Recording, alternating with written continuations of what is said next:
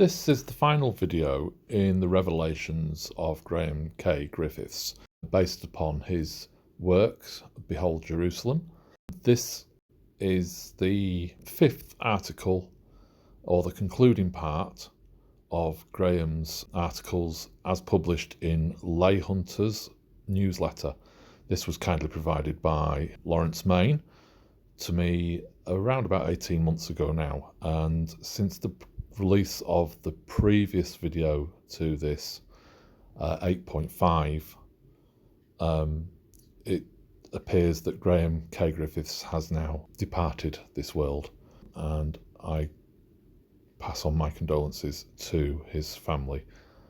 Graham's work was seminal and brought together my childhood memories, where I used to look at the back of the Encyclopedia Britannica as a child, so probably 50 years ago now for me, and I saw the faces in the coastline of Britain, England. I saw what I thought was a parrot's head at Barrow-in-Furness. I saw the eagle's head that is Blackpool. I even saw the face that is Liverpool. I saw the face that's Anglesey, and the East Anglia face as well, and the fishy tail that is Cornwall, and even the face in the north coast of Ireland, which Graham never included within his work. I have identified this as Cetus, the 14th symbol of the zodiac. Graham found 12, or thought he found 12. However, he did find 13. The 13th one he identified as Gemini's twin. I re-identified this as the 13th symbol of the zodiac, Ophiuchus. Obviously the name wouldn't have been Ophiuchus, because Ophiuchus means snake bearer, and it's not a snake bearer, it's a griffin, or a sphinx. And I've also added Cassiopeia in the centre of the zodiac, which is the Isle of Man. To the north of that we have the guardian of the zodiac, which is Orion, or the shepherd in the Egyptian or Sumerian zodiac. And north of that I have now decoded the Scottish coastline. I have now identified it fully, well, virtually fully, as best I can at this moment in time. Shortly after actually figuring out the whole of the coastline of Scotland, I was taken ill, and I have spent the last 6 months being ill and having life-saving surgery and recuperating from that. My head isn't fully in gear yet.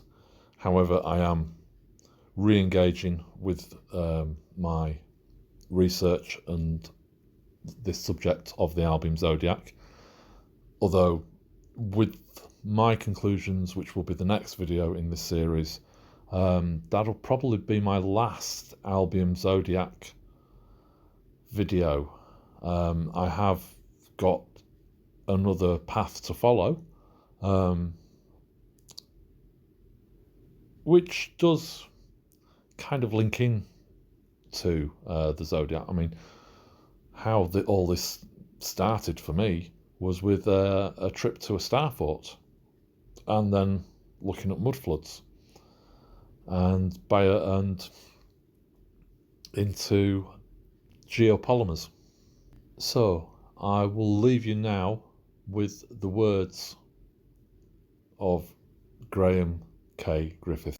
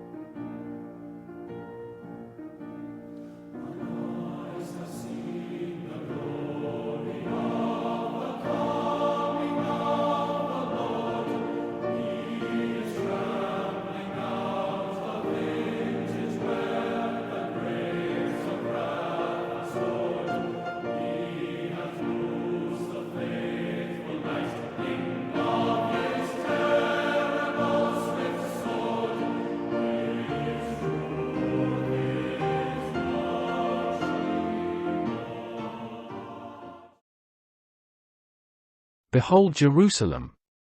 By Graham K. Griffiths. The Missing Revelations, EGKG Conclusions.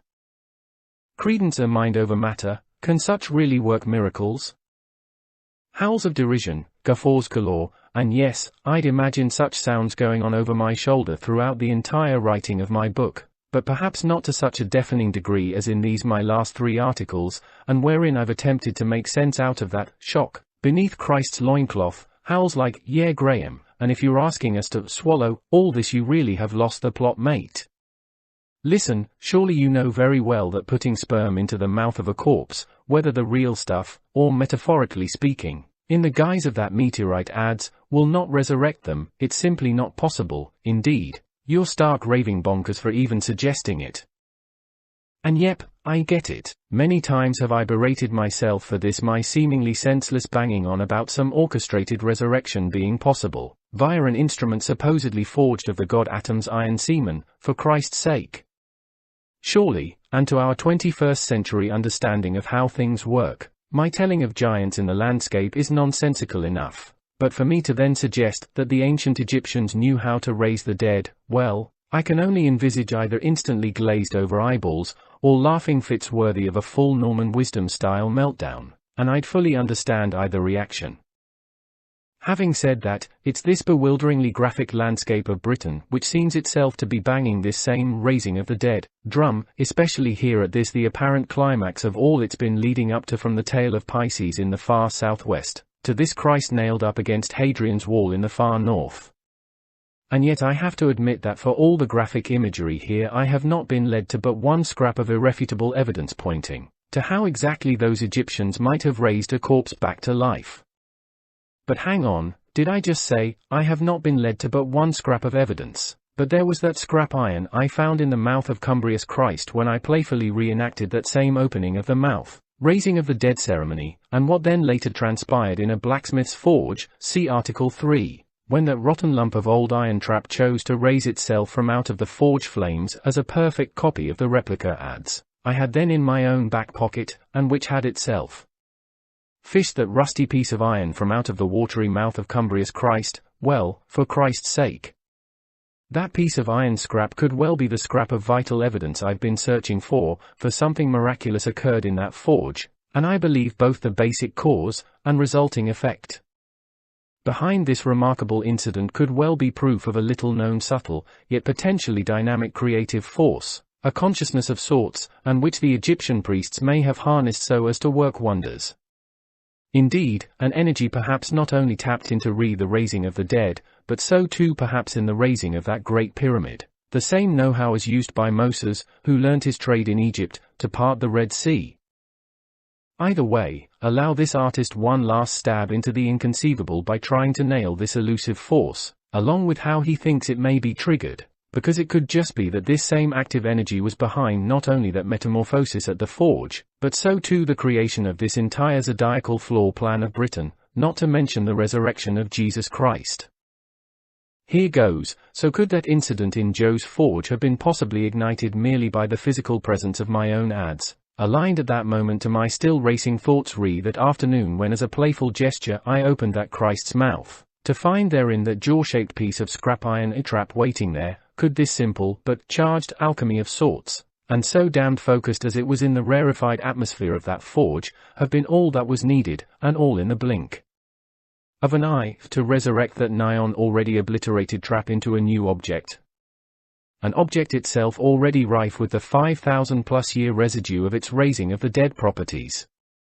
And yeah, if from out of those same forge flames had come instead, let's say, a teaspoon, or a spanner, well, that too would have been miraculous, not to mention charmingly perplexing, but we know that wasn't the case, for what came into view was frightening both in its blatant choice of objects in which to morph itself, and the inescapable fact that there was proof here of an inconceivable consciousness either in those fragments of melting iron, or else filling every atom of that room, and which being somehow subtly excited itself by the myriad thoughts surrounding this planned destruction of that trap, was itself ignited, even inspired, into that shocking, albeit perhaps intended to be playful, metamorphosis so as to show us that nothing is dead, but rather all matter is likewise conscious.